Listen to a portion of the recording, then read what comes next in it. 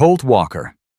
Samuel Colt and Texas Ranger Captain Samuel Walker finalized the large bore design in 1846, and Eli Whitney Jr.'s works at Whitneyville began production in 1847. The model reflected Walker's request for a mounted pistol with rifle-like authority during the Mexican-American War, and it re-established Colt's business after the Patterson years. Only a brief run was completed before improvements pushed the line toward the Dragoon series. The Walker is a .44 caliber cap and ball, single-action revolver with a 6-shot cylinder, a 9-inch barrel, and an overall weight near 4.5 pounds. Effective use extended to roughly 100 yards in practiced hands, with period accounts describing muzzle velocities in the neighborhood of early carbine performance. Its signature mechanical trait was the extraordinary powder charge, about 60 grains per chamber, paired with a simple blade front sight and hammer notch rear. Other designations include the Whitneyville Hartford Dragoon as a transitional variant that led to the later Dragoons.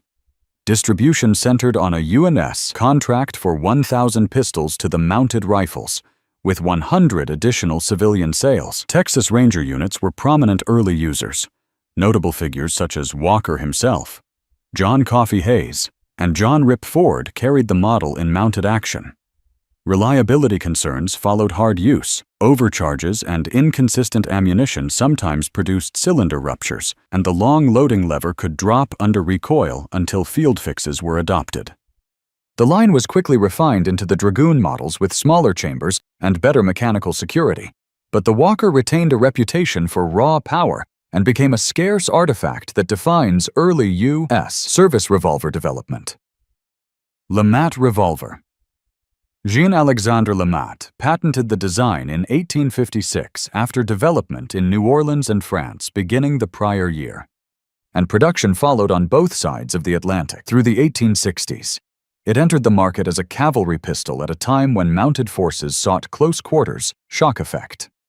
Confederate connections during the American Civil War gave the revolver its strongest historical footprint. The LeMat's core specification is unusual: a 9-shot, single-action cap and ball cylinder in 36 to 42 caliber, revolving around a central smoothbore shotgun barrel of approximately 16 to 20 gauge. A lever on the hammer selects between the cylinder and the lower barrel, and early examples employed a jointed ramrod to service both systems. Typical weight sat just over 4 pounds, length around 13 inches, and practical handgun range stayed within 40 yards.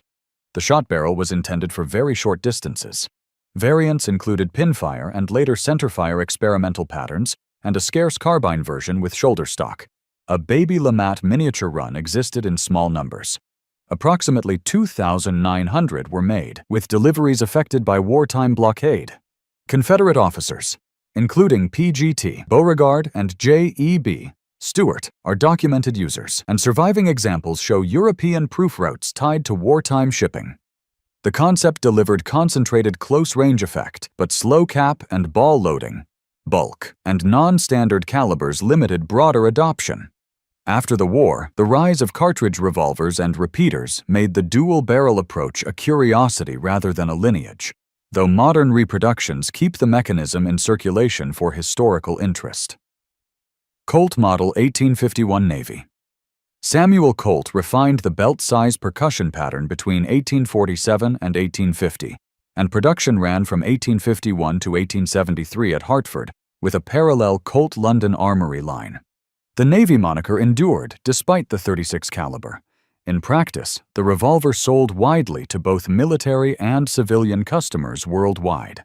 Its lineage traces to the Patterson and Baby Dragoon series, with the 1851 settling the form that carried Colt through the 1850s and 1860s. This is a .36 caliber, single-action cap and ball revolver with a 6-shot cylinder, a 7.5-inch barrel, and weight around 2 2/3 pounds. Sights are the period typical brass cone front and hammer notch rear, and effective range sat near 50 to 75 yards for competent users. A safety pin system between chambers allowed safer carry with the hammer down, and the open top frame contributed to the model's trim handling. Design variants include early squareback trigger guards, later round guard runs, and a series of cartridge conversions, most notably Thewar front-loading conversions and Richards Mason conversions to 38 rimfire or centerfire. The cylinder engraving by Waterman Ormsby featured the Texas Navy and Battle of Campeche motif. Production totaled roughly 272,000 across Hartford and London. The model circulated globally to armies, constabularies, and private buyers, and it became a favored sidearm for frontier travelers and lawmen. Figures such as Wild Bill Hickok, Buffalo Bill Cody, and Doc Holliday are closely associated with the type. Its balance and practical accuracy helped carry many examples into the conversion era before the firm's later cartridge designs took over. Colt Model 1860 Army. The Army model entered production in 1860 under Colt's Hartford operation and became the dominant service revolver of the Civil War. It retained the open-top architecture but employed a rebaited cylinder to package a .44 caliber charge in a lighter frame than earlier dragoons. Manufacturing continued until 1873, bridging the percussion era into the first years of metallic cartridges. Specifications include a .44 caliber cap and ball, single-action system with 6 chambers, an 8-inch barrel, and weight just under 3 pounds. Effective use ran to about 50 to 75 yards. The creeping loading lever improved seating leverage, and the streamlined barrel profile reduced bulk compared to earlier large frame models.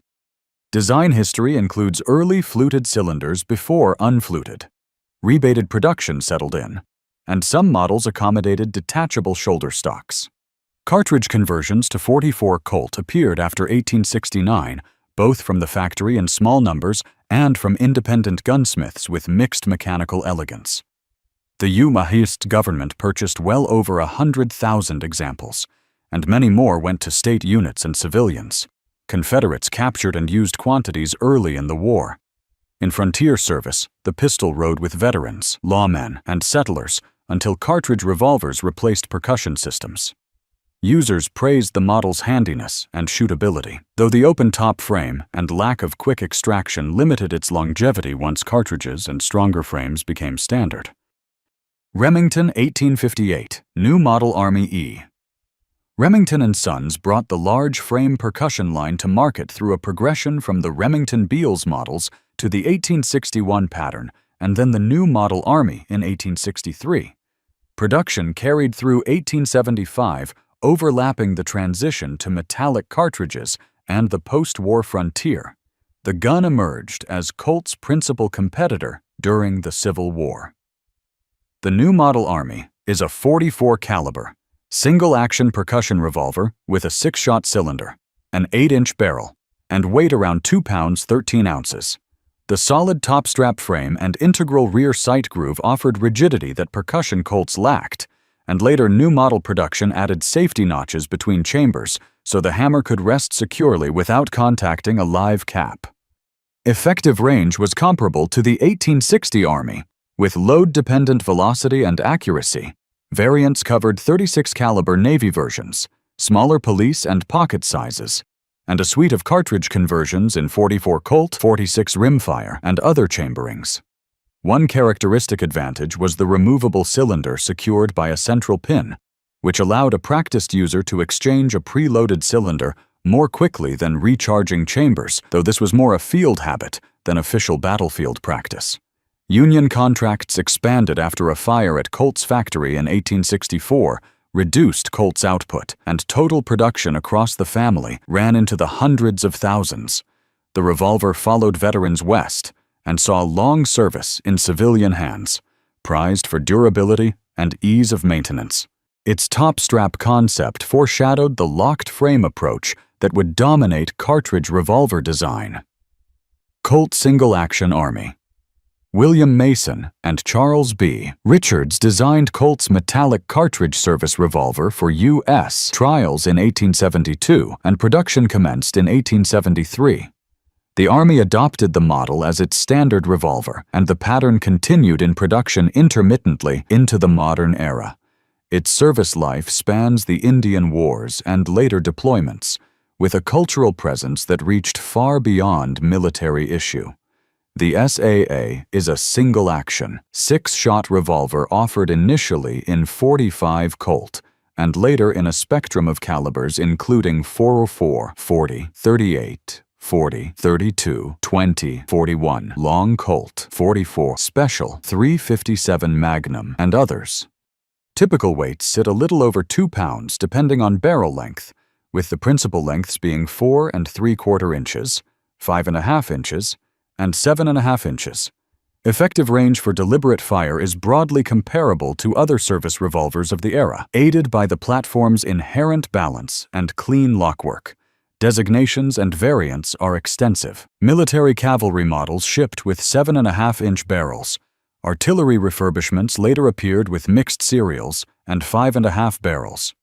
Civilian configurations covered sheriffs' and storekeepers' short barrel patterns. Flat-top target models, Bisley target frames, and the Frontier 6-shooter roll mark for .44-40 pairing with Winchester rifles. Later, new Frontier adjustable sight versions and .22 rimfire Scouts fall within the broader family. The model's association with Humane cavalry service is strong, and it later appeared with militia and volunteers in the Spanish-American and Philippine-American conflicts. Figures ranging from Theodore Roosevelt to George S. Patton favored examples, while ranchers, sheriffs, and outlaws alike adopted it as a general-purpose sidearm. The pattern has remained in production in multiple generations, and its influence shaped both competitors and later single-action traditions. Smith & Wesson Model 3. Smith & Wesson's No. 3 family began appearing around 1868 and stayed in production through the 1890s, bringing a fully metallic cartridge, top-break revolver to service users. The automatic star extractor gave it a speed advantage over gate-loaded designs, and the line diversified across contracts and export markets. This was among the earliest broadly successful cartridge service revolvers. Core specifications center on a single action, 6-shot, top break system with common barrel lengths around 6.5 inches and weight close to 3 pounds. Chamberings included .44 S&W American, .44 Russian, .44 40-45 Schofield, and others depending on model and market, with effective handgun range consistent with contemporary service expectations. The hinge and latch arrangement allowed simultaneous extraction of empty cases upon opening. Designations reflect contract tailoring. The Russian model introduced a grip shape and other details specified by Imperial Russia. The Schofield incorporated Major George W. Schofield's cavalry latch for one-handed operation from horseback, and the new model No. 3 consolidated improvements after 1877. Licensed and unlicensed production abroad expanded the pattern's geographic reach, with Ludwig Loewe and Tula Arsenal meeting Russian demand and Ibar producers issuing copies for other markets. Sales were global. The U.S. Army used Schofields alongside Colts, though the ammunition dimension clash between .45 Colt and .45 Schofield complicated logistics. Lawmen and outlaws prized the rapid reload, and later commercial disposals saw many shortened barrels in express service. The top break concept influenced revolver ergonomics, even as later high-pressure cartridges pushed designers toward heavier locked frames and swing-out cylinders. Remington 1875, Frontier Army E. Remington & Sons introduced the 1875 as a purpose-built cartridge successor to the percussion new model line, bringing a strong top-strap frame and a bored-through cylinder to compete directly with Colt's SAA. Production continued into the late 1880s, with incremental updates embodied in the 1888 and 1890 follow-ons. The 1875 bridged Remington's percussion heritage and the mature cartridge era. The revolver is a single-action, 6-shot design commonly chambered in .44-40 Winchester and .45 Colt, with early proprietary .44 Remington centerfire also seen. Standard barrels ran 7.5 inches, with other lengths produced in smaller quantities, and the rear sighting groove cut into the top strap offered a rigid, consistent index. Weight and balance conveyed a durable, slightly heavier feel than contemporary Colts, and effective range was comparable to peers. Other designations include Improved Army and Frontier Army, and cosmetic trims ranged from blued to nickel with case-colored small parts. Production totals sat well below Colt's, likely in the mid-tens of thousands, with limited government contracts, a small U.S. Indian police purchase, and a Mexican order form part of the record. An Egyptian contract was discussed but largely unrealized. The model earned a reputation as a robust working gun for ranch and town use, even if commercial momentum favored Colt's earlier Army adoption and brand recognition. Subsequent Remington single actions refined the pattern, while modern reproductions keep the 1875 profile present in cowboy action venues and historical displays. Merwin and Hulbert large frame. Merwin, Hulbert & Company of New York designed and marketed a premium revolver line beginning in the mid-1870s, with manufacturing executed by Hopkins and Allen in Norwich, Connecticut. The large-frame Frontier and Pocket Army families appeared from about 1876 and evolved through several model stages. The firm also acted as a retailer and distributor for other makers, but the proprietary revolvers are where the engineering is most distinct. Specifications for the large frame include 6-shot cylinders in .44 Merwin and Hulbert, .44 Russian, and .44-40 Winchester, with single-action and, later, double-action options. Typical barrel lengths ranged from town-friendly 3.5 inches to field-oriented 7 inches, and the platform's weight and rigidity supported sustained service use. Effective range paralleled other big-bore revolvers of the period. Variants progressed from early open-top arrangements with characteristic scoop flutes to later top-strap models.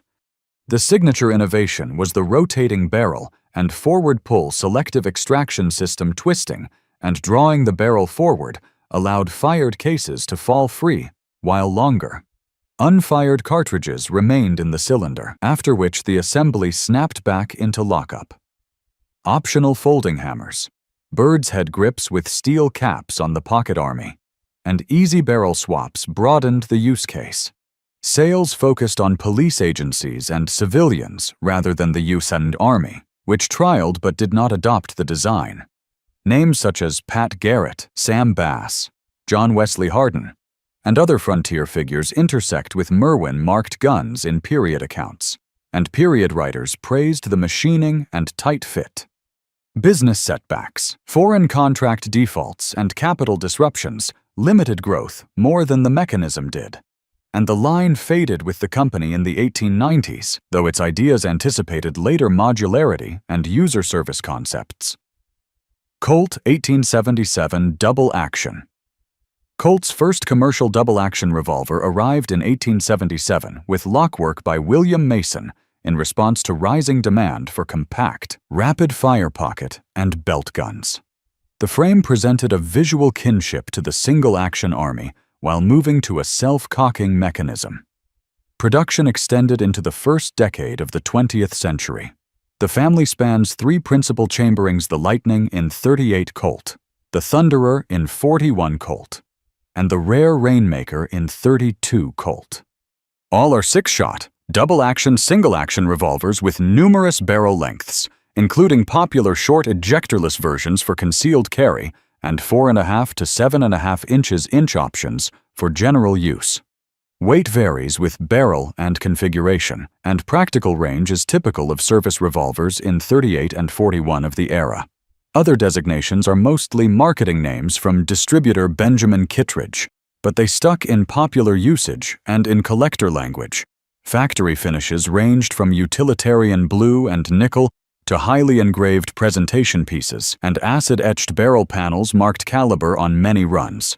The model's reputation grew as a city gun, and documented carriers include Doc Holliday.